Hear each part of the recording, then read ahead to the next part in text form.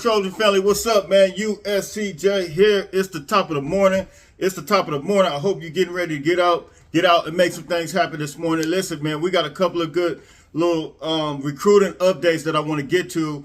And then I want to get to this Oklahoma story, man. This is absolutely crazy. This Oklahoma receiver coach resigned. We will talk about that. But I want to get into some good recruiting updates, man, that we've had, man. The number one player in the state of Nebraska, his name is Malachi Coleman, has put his top 7 out. He's for the 2023 class, a big body receiver, 6'5", 190-pound guy. He's a 4-star.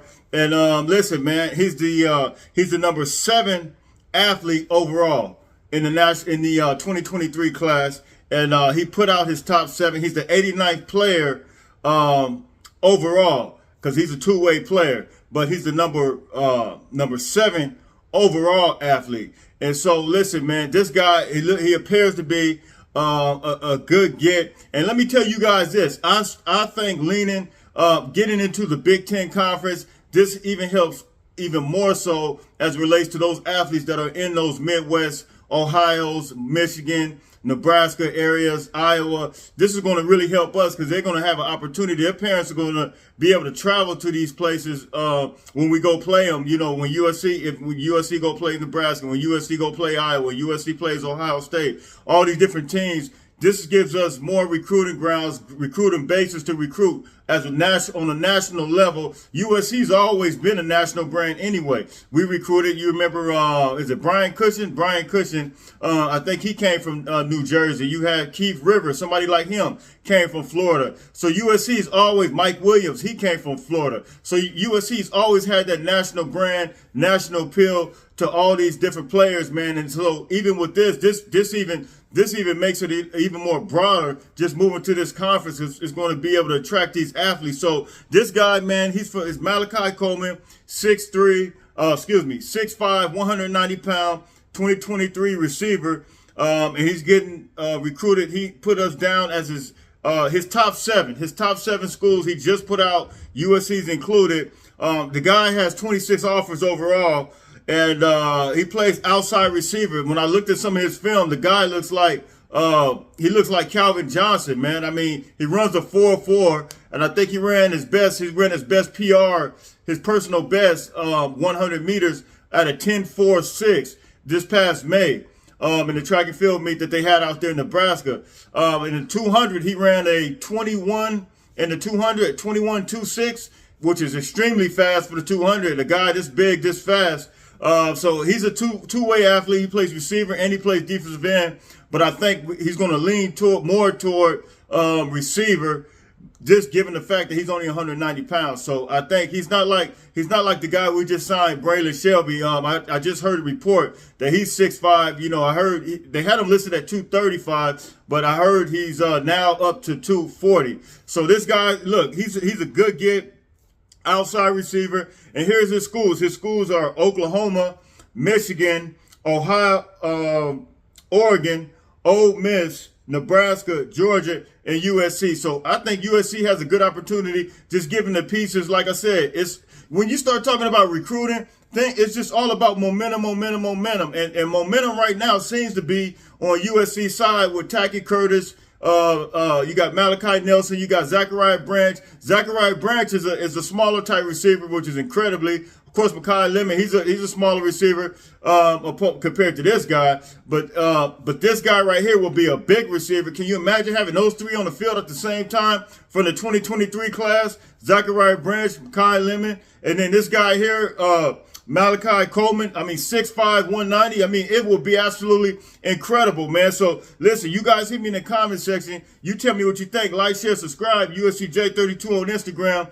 USCJ32 on Twitter. He'll be a great get. Now, also, Elijah Brown. the modern day quarterback, man, 6'2", 180-pound guy. He was already offered by the Clay Helton regime, but he had to get re-offered. So he just got re-offered by Lincoln Riley, and I think this is great, man. He's out of the 2024 class, man. This guy's been playing big time football. He went to Texas, beat up on them. Then he went to Duncanville. He went to Duncanville, Texas, and beat up on them. Then he played against St. John Bosco, won a game against them. So this guy has great experience, and for him to be in the 2024 class with this young experience like this guy is, I think he's already maturing as a quarterback, as a leader, and I think he's going to be a good get. He's had so far a few schools offered him, of course, USC, and then of course Arizona, Utah, and Pittsburgh, and so he's rated number 4 best quarterback in the country right now. So I think his stock is only going to continue to go up higher. And I think he's a good get as well, man. So, and you got those 2 big uglies that they got over there at Modern Day, and you bring him in with those 2. I think that's good chemistry already in play and good trust already in play with those offensive linemen already blocking for him. Now, we got to get to a little story here. Oklahoma Sooners seem to be in a little bit of a big-time shakeup right now with the Oklahoma Sooner program. Apparently, the coach, Kel Gundy, which is Mike Gundy's brother. Mike Gundy is the coach of Oklahoma State. Apparently, his brother, who's the receivers coach at Oklahoma, has some crazy comments that he said in a film study room. And as a result, he resigned just last night. He resigned. I guess apparently the situation happened last week, and I guess it's just made known now. And so let me read some of this to you.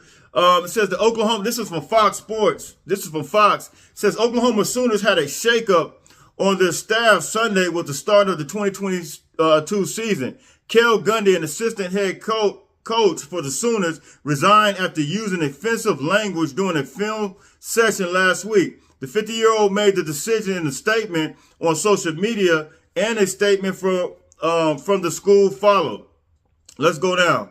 Let's see exactly what happened. He said, this is him speaking here. He says, I owe it to Sooner Nation to be transparent about what led to this decision. Last week during a film session, I instructed my players to take notes. I noticed a player was distracted and picked up his iPad and read aloud the words that were written on his screen. The words displayed had nothing to do with football, he said. One particular word I should never use under no circumstances.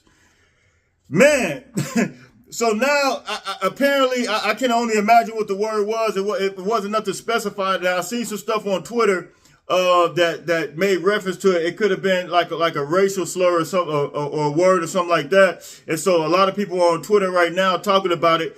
But whatever the case may be, Oklahoma is essentially getting ready. You know, they're losing their receiver coach, and this guy's been there since 19. He's been there for years, you know. And so I guess now they got to find another receiver coach or whatever. But man, you hate to have this type of stuff happen to you at the beginning of the season. That's what you call a distraction, major distraction. So hopefully everything gets straight over there. Oklahoma don't get lost in the sauce. So listen, you guys hit me in the comment section. Tell me what you guys think about that updated recruiting news, man. That's some great stuff that we have in play right now. Listen, the momentum continues to flow. The momentum continues to go. So listen, man, I hope you guys get ready to make it happen. You see, I'm shaking my pre-workout up. I'm about to go get it in, man. You guys hit me in the comment section. You guys tell me what you think. Like, share, subscribe. USCJ32 on Instagram. USCJ32 on Twitter. Fight on, fight on, fight on.